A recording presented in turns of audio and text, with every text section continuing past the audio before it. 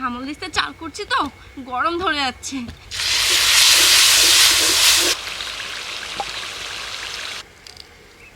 ভিতরে একদম পুর ভরা। মা বাবার জন্য দুই একটা রেখো, সব খেয়ে নিও না।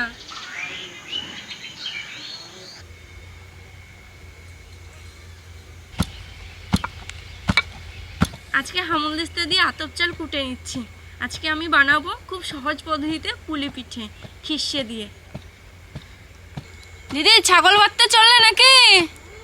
আমি কিন্তু বসে পড়েছি চাল করতে, তাড়াতাড়ি আসো। ঠান্ডা যা পড়েছে, হামল দিস্তে চাল করছি তো গরম ধরে যাচ্ছে।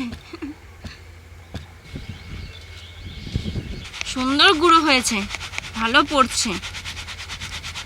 বাড়ির কাছে দুটো নারকেল নিয়ে চলে এলাম, এতেই হয়ে যাবে। দিদি আতপ চাল গুঁড়ো করা হয়ে গেল, নারকেলটা কোড়াও গো। আমারও হয়ে যাবে।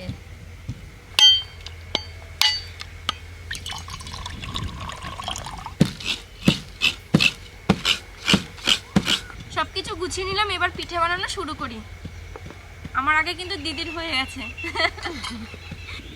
দেখেছেন কি হাওয়া বইছে। প্রথমে আমি খিসাটা তৈরি করে নেব। প্রথমে আমি কুড়িয়ে নেওয়া নারকেলটা দিয়ে দিচ্ছি। নারকেল কুড়ানোর মধ্যে কিছুটা চিনি দিয়ে দিচ্ছি। যত সময় না নারকেলটা লাল লাল হয়ে যাচ্ছে ততক্ষণ আমি এভাবে আস্তে আস্তে নেড়ে লাল লাল করে নেব। আর দিদি আস্তে আস্তে জাল দিচ্ছে, বেশি জোরে জাল দিলে আবার হবে না। দেখুন নারকেলটা লাল লাল হয়ে গেছে। এবার ফুটিয়ে নেওয়া গরুর দুধটা দিয়ে দিচ্ছি।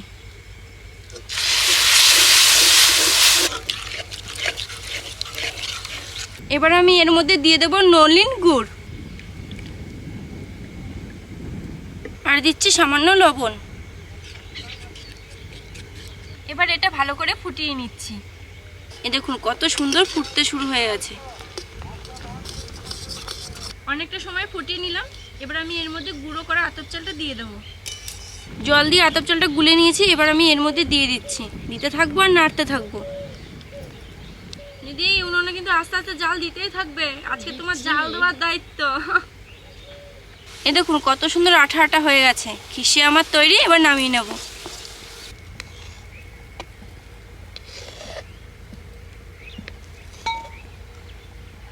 কড়াই আবারও পরিষ্কার করে আমি কড়াইতে জল দিয়ে দিয়েছি।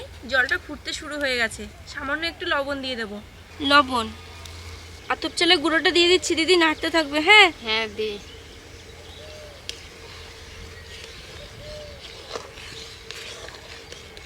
এইভাবে দিতে দিতেই ডো তৈরি হয়ে যাবে।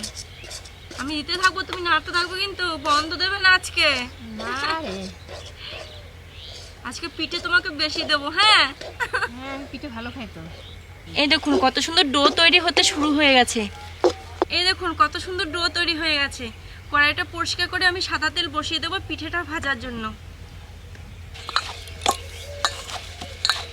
এবার ডো থেকে খানিকটা আমি কেটে রুটির মতো বেলে নিচ্ছি।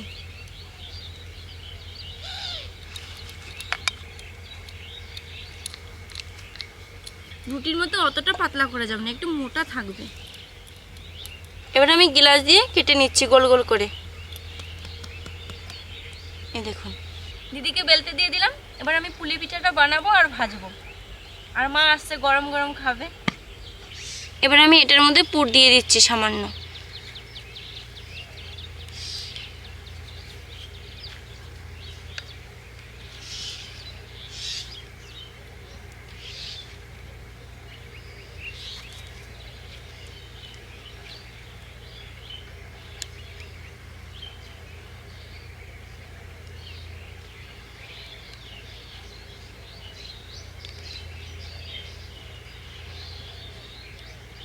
এবার হালকা করে একটু ডিজাইন করে দিই। এই দেখুন কত সুন্দর হয়েছে। এবার তেলে ভেজে নিচ্ছি।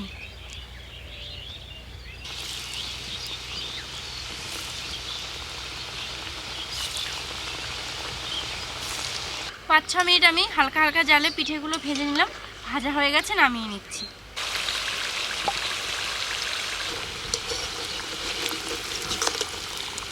এই দেখুন কত সুন্দর হয়েছে, হালকা লাল লাল করে ভেজেছি। আপনারা চাইলে কিন্তু এর থেকেও একটু লাল করে ভাজতে পারেন।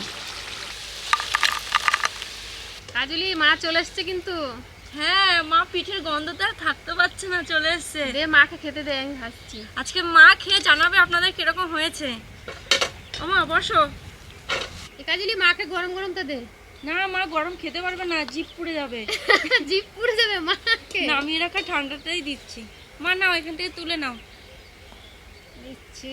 সবগুলো খেয়ে ফেলো এক থালা। ঠিক আছে, দুই শাশুড়ি বানাইছে, খেতেই হবে, এই দুটোই খাই আগে। ঠিক আছে, খাও। আপনাদের ভেঙে দেখাই পুলি পিঠাটা কিরকম হয়েছে। এই দেখুন, ভেতরে একদম পুর ভরা আর বেশ মুচমুচে হয়েছে, গরম। দিদি, মা খাচ্ছে, তুমি বসে থাকবে? দে। এই নাও, আমি একটু খাইয়ে দিই। কামড়ে দিয়েছে গো, আর দেওয়া যাবে না তোমাকে। এই নাও, এইটুকু নাও, আর দেবো না তোমাকে। এই নাও।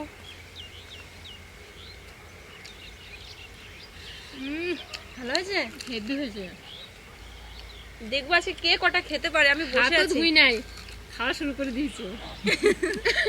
পিঠে পাগল।